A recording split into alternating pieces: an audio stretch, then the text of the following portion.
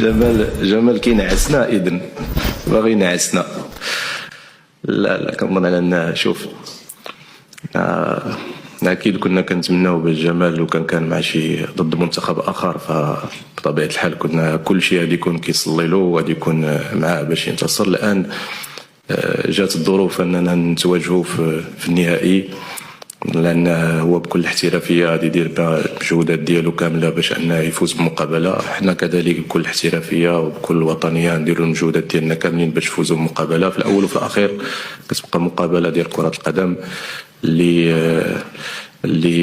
اي مدرب كيبغي مقابله من هذا الحجم هذا انه يفوز بها. كيبقى لقب كينضاف وكيكون يعني كثمره او